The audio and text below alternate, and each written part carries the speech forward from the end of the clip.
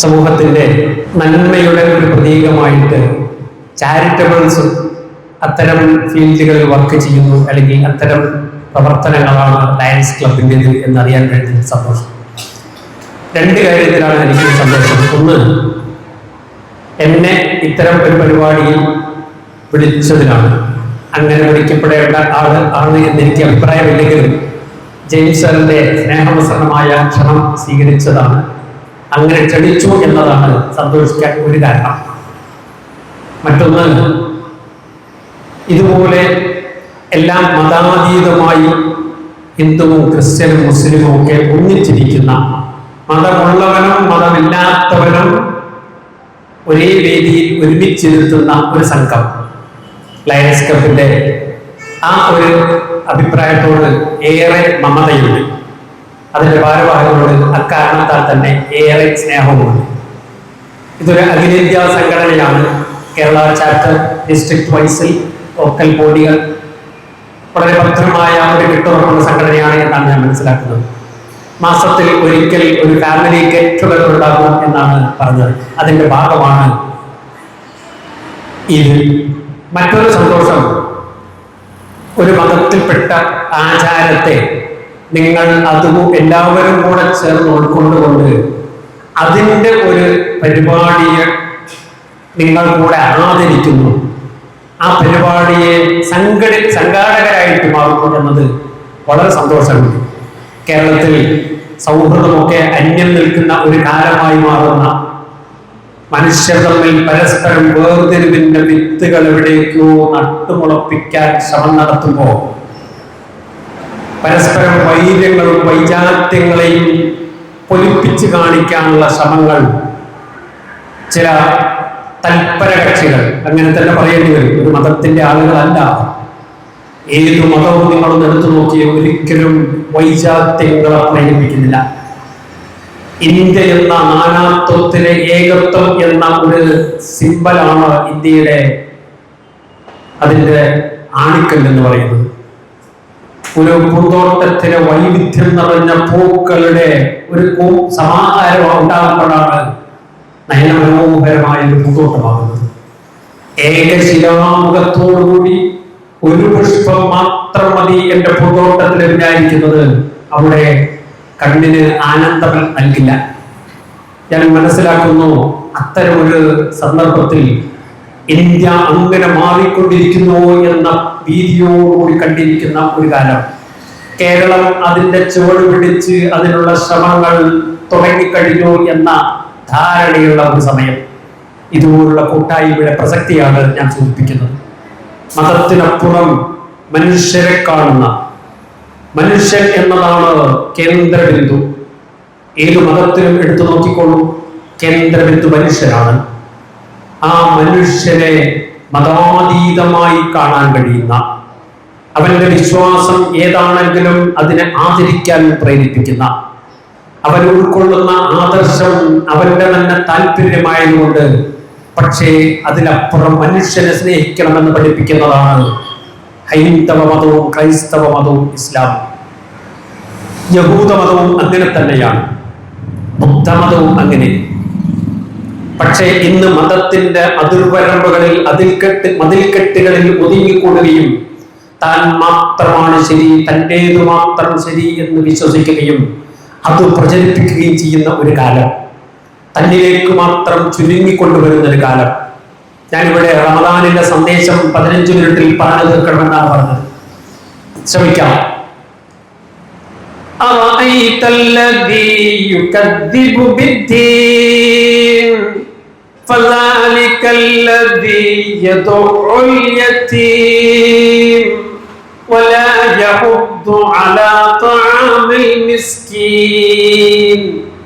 മതത്തെ തള്ളിക്കളയുന്നവൻ ആരെന്ന് തനിക്കറിയുമോ? അനാഥയെ ആട്ടിയകറ്റുന്നവനാണ്, അഗതിക്ക് അന്നം കൊടുക്കാൻ പ്രേരിപ്പിക്കാത്തവനാണ്. മതത്തിന്റെ ഖണ്ഡകോടാലി എന്നത് ദൈവം വിശുദ്ധ വേദത്തിൽ എഴുതി വെച്ച വാക്യങ്ങളാണ് ഞാൻ ഈ പറയുന്നത്. മതത്തെ തള്ളിക്കളയുന്നവൻ നമസ്കരിക്കാത്തവൻ എന്ന് പറയേണ്ട ദൈവം, മതത്തെ തള്ളിക്കളയുന്നവൻ അവന് ആരാധനകൾ അനുഷ്ഠിക്കാത്തവൻ എന്ന് പറയേണ്ടുന്ന ദൈവം അവിടെ പറഞ്ഞത് അനാഥയെ ആട്ടി അകറ്റുന്നവൻ, അഗതിക്ക് അന്നം കൊടുക്കാൻ പ്രേരിപ്പിക്കാത്തവൻ. വളരെ ശ്രദ്ധേയമാണ് ഈ പറയുന്ന സൂക്തങ്ങൾ. സഹോദരിമാരെ, സഹോദരന്മാരെ, ഈ റമദാൻ എന്നത് നിങ്ങൾ നോക്കൂ, രാവിലെ 5:30 മുതൽ വൈകുന്നേരം 6:30 വരെ, അതിന് മുകളിലും ചില ഏരിയകളിൽ അതിനേക്കാൾ 11 മണിക്കൂർ 12 മണിക്കൂർ ഉപവസിക്കുന്ന ഒരു കാലം. എത്ര ക്രൂരമാണത് അല്ലെ? ചെറിയ കുട്ടികൾ പോലും എടുക്കുന്നതിന് എന്ത് തരം ക്രൂരതയാണ് ഈ മതത്തിൽ. ഈ കൊടും ചൂടിൽ ഒരിറക്ക് വെള്ളം പോലും കുടിക്കാൻ അനുവദിക്കാത്ത മതം.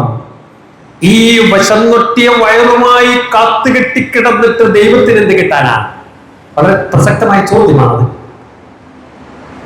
യഥാർത്ഥത്തിൽ മതം എന്നത് മനുഷ്യനെ ബുദ്ധിമുട്ടി. അത് ഇതിന് മാത്രമല്ല, നമുക്ക് പല ആളുകൾ ചോദിക്കുന്ന ഒരു ചോദ്യം നിങ്ങളുടെ മനസ്സിലുണ്ടോ എന്നറിയില്ല, ഞാൻ കേട്ടതാണ്. 5 നേരം നമസ്കരിക്കണം, രാവിലെ പുലർച്ചെ സുഖസുന്ദരമായി കൂർക്കം വലിച്ച് AC-യുടെയോ വാനിന്റെയോ താഴെ കിടന്ന് ചുരുണ്ട് വലിഞ്ഞ് കിടക്കുന്ന ഒരുത്തരെ വിളിച്ചുണർത്തിയിട്ട് ദൈവത്തിന് മുമ്പിൽ സാഷ്ടാംഗ പ്രണാമം നടത്തണം എന്ന് പറയുന്ന, ഓരോ ഇടവേളകളിലും അത് നടത്തണമെന്ന് കണിശമായി, കൃത്യമായി, സൂക്ഷ്മമായി പറയുന്ന ഒരു മതം.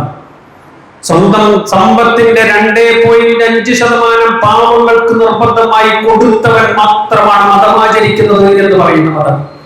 6-7 ലക്ഷം ചെലവഴിച്ചിട്ട് പോയി അങ്ങ് വിശുദ്ധ കഅബയിൽ അവിടെ പോയിട്ട് ദൈവത്തെ കാണണം അല്ലെങ്കിൽ പ്രണാമം അർപ്പിക്കണം എന്ന് പറയുന്ന മതം. ഒരർത്ഥത്തിൽ എന്തുമാത്രം ക്രൂരതയാണ്! എന്തിനാണ് മനുഷ്യനെ ഇങ്ങനെ ബുദ്ധിമുട്ടിക്കുന്നത്? എന്തിനാണ് ഈ 4 ആരാധനകളിലാണ് ഇസ്ലാം പടുത്തുയർത്തിയത്? എന്തിനാണ്? നിങ്ങൾ ഏത് ആരാധന എടുത്തു നോക്കിക്കോളും, മനുഷ്യപ്പറ്റില്ലാത്ത ഒരു ആരാധന ഇസ്ലാമിൽ ഇല്ല. പ്രവാചകൻ പേർത്തും ആവർത്തിച്ചു പറയുന്നുണ്ട്, നീ വെറുതെ വിശപ്പ് ദാഹം വലിച്ചു എന്നല്ലാതെ, വിശപ്പ് ഉണ്ടായി എന്നല്ലാതെ നിന്റെ ആരാധനകൾ ദൈവം സ്വീകരിച്ചിട്ടില്ല. ആ ഉപവാസ നാളിൽ അന്നം കൊടുക്കണം താൻ. നിന്റെ സമ്പത്തിൽ 2.5% നിന്റേതല്ല, അത് മലിനമാണ്, അഥവാ നിനക്കത് ഉപയോഗിക്കാൻ പാടില്ല, അത് പാവങ്ങളുടെ അവകാശമാണ്. അങ്ങോട്ട് കൊടുക്കണമെന്ന് പറയുന്ന, അത് കൊടുക്കുമ്പോഴാണ്. ഞാനൊരു കഥ പറയാം, കഥയല്ല സംഭവം. ചെറുപ്പത്തിൽ സംസാരിച്ച 3 ആളുകളെ കുറിച്ച് ചരിത്രം പറഞ്ഞു തരുന്നുണ്ട്. ഒന്ന് മഹാനായ യേശുവാണ്, ഈസ അലൈഹിസ്സലാത്തു വസ്സലാം. ആദരവോടെ മറ്റൊരു മതത്തിന്റെ ദൈവത്തെ ആദരവോടെ കാണുന്ന, അഥവാ അദ്ദേഹം ദൈവമല്ല പ്രവാചകനാണെന്ന് ഉറച്ചു വിശ്വസിക്കുന്ന ആളാണ് ഞങ്ങൾ. അദ്ദേഹം ദൈവത്തിന്റെ അവതാരമാണ്, പ്രവാചകനാണ്.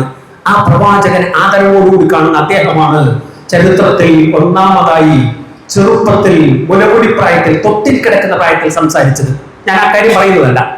സംസാരിച്ചതിൽ ഒരു കുട്ടി, ഒരു അടിമയായ സ്ത്രീയുടെ കുട്ടി, മുല കൊടുത്തുകൊണ്ടിരിക്കെ ഒരു നല്ല ശുഭ്രവസ്ത്രധാരിയായ, തടിച്ചു കൊഴുത്ത, വെളുത്തു തൊടുത്ത, സമ്പന്നനെന്ന് തോന്നിക്കുന്ന ഒരു മനുഷ്യൻ നടന്നു പോകുമ്പോ ഈ അടിമ സ്ത്രീ പ്രാർത്ഥിച്ചോത്രേ, ദൈവമേ എന്റെ മകനെ അയാളെ പോലെ ആക്കേണമേ. മുല ഒലിച്ചുകൊണ്ടിരിക്കുന്ന കുട്ടി അത് വിട്ടിട്ട് പറഞ്ഞോത്രേ, ദൈവമേ എന്നെ അയാളെ പോലെ ആക്കരുതേ. അമ്മയ്ക്ക് അത്ഭുതം. 2 കാര്യത്തിൽ ചെറുപ്പത്തിൽ സംസാരിച്ചതിലാണ്, ആദ്യമായി സംസാരിക്കുകയാണ്. രണ്ടാമത് താൻ പ്രാർത്ഥിച്ചതിന് എതിർ പ്രാർത്ഥിച്ചതിൽ വീണ്ടും മുല കൊണ്ടു തുറന്നു. കുറച്ചു കഴിഞ്ഞപ്പോ ഒരു വിരൂപനായ, കറുത്ത, മെലിഞ്ഞ, ദരിദ്രനായ ഒരു മനുഷ്യൻ നടന്നു പോയപ്പോ അമ്മ പറഞ്ഞു, ദൈവമേ എന്റെ മകനെ അയാളെ പോലെ ആക്കരുതേ. മുലകുടി നിർത്തിയ കുട്ടി വീണ്ടും പറഞ്ഞു അത്രേ, എന്നെ അയാളെ പോലെ ആക്കേണമേ എന്ന്. അവസാനം അമ്മ കുട്ടിയോട് ചോദിച്ചു, എന്തേ അങ്ങനെ? അമ്മേ, ആദ്യം പോയ മനുഷ്യരല്ലോ, പുറം വളരെ മോടിയുള്ള മനുഷ്യനാണ്. ആ മനുഷ്യന്റെ അകം, ഹൃദയം മലീവസമാണ്. അവരുടെ ക്രൂരതയുടെ പര്യായമാണ്. അവരുടെ പാവങ്ങളെ അപഹസിക്കുന്ന, ദരിദ്രനെ കാണാൻ ഇഷ്ടപ്പെടാത്ത ആ മനുഷ്യൻ, അത്തരം മനുഷ്യൻ പുറം നന്നാക്കിയിട്ട് എനിക്ക് അകം കേടാക്കുന്നവനാകരുത്. അകം നന്നാക്കിയിട്ട് പുറമോടി കൂട്ടിയിട്ട് കാര്യമില്ല അമ്മേ. എന്നാൽ രണ്ടാമതോ എന്ന് ചോദിച്ചപ്പോ രണ്ടാമത് കാണാൻ കൊള്ളില്ല മനുഷ്യൻ. പക്ഷേ ആ മനുഷ്യന്റെ ഹൃദയം വെളുത്തതാണ്. ആ മനുഷ്യൻ സഹാനുഭൂതിയും സ്നേഹവും കരുണയും ആളുകൾക്കിടയിൽ പ്രചരിപ്പിക്കുന്ന മനുഷ്യനാണ്. എനിക്ക് ആകണമെങ്കിൽ അയാളെ പോലെയാണ് ആകേണ്ടത്. എത്ര അർത്ഥവത്താണ്! ചെറുപ്പത്തിൽ ചരിത്രത്തിൽ സംസാരിച്ച 3 ആളുകളിൽ ഒന്ന് ഈ കുട്ടിയാണ്. ഞാൻ ആ കുട്ടിയിൽ നിന്ന് പഠിക്കുന്ന പാഠങ്ങളാണ് ഇസ്ലാമിക അധ്യാപനങ്ങൾ എന്ന് പറയുന്നത്. ആ അധ്യാപനത്തിന്റെ ഭാഗമാണ് ആരാധന. ആ ആരാധനയിൽ ഈ 5 കാര്യങ്ങൾ, നേരത്തെ പറഞ്ഞ 5ഉം, നമസ്കാരവും നോമ്പും ഹജ്ജും സക്കാത്തും ഒക്കെ, ഇത് നിർബന്ധമാണ് വിശ്വാസികൾക്ക്.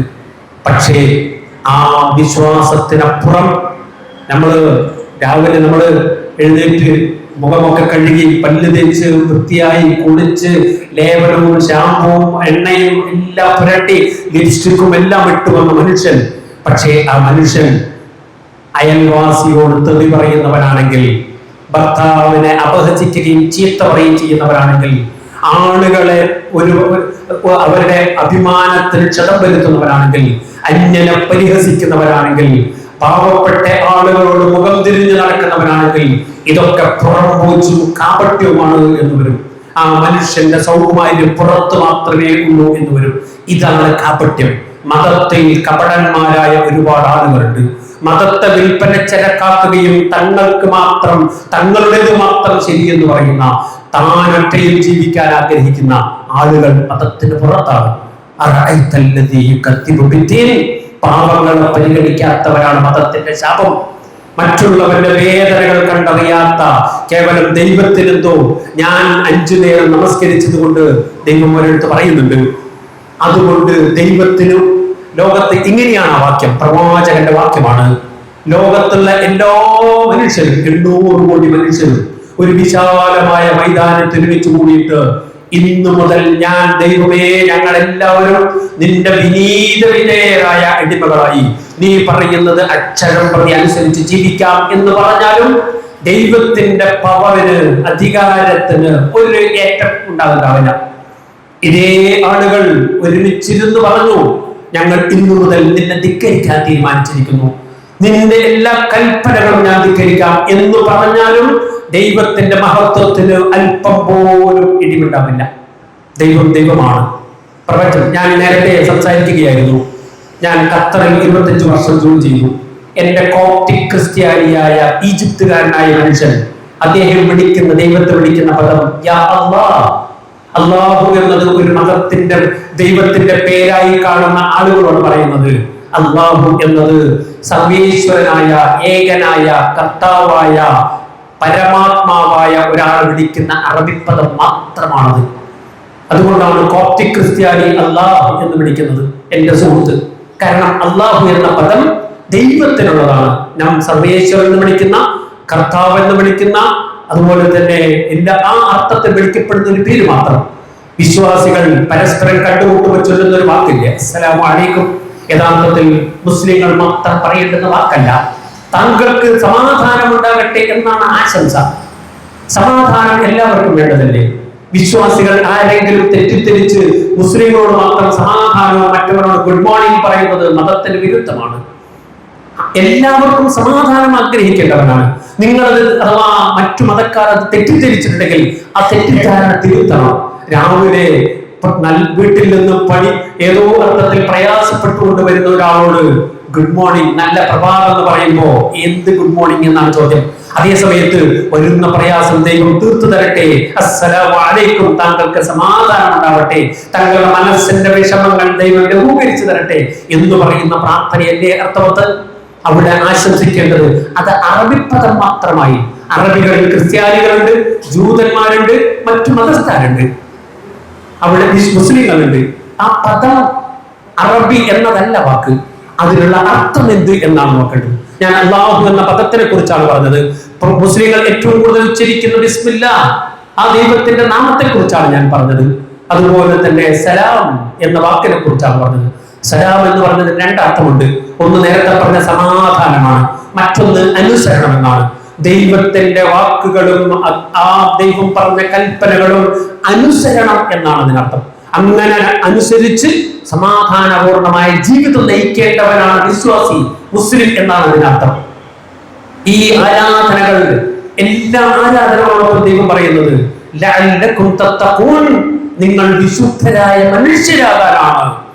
നമസ്കാരം 5 നേരം നമസ്കരിക്കാൻ നിർബന്ധിച്ചത്, 5 നേരം നമസ്കരിക്കണമെന്ന് മതം ആവശ്യപ്പെട്ടത് നീ നല്ല മനുഷ്യനാകാനാണ്, പ്രാക്ടീസാണ്. നോമ്പ് നോൽക്കുമ്പോ എന്ത് പ്രാക്ടീസാണ്? പാവപ്പെട്ടവന്റെ വിശപ്പിന് വിളിയറിയാനാണത്.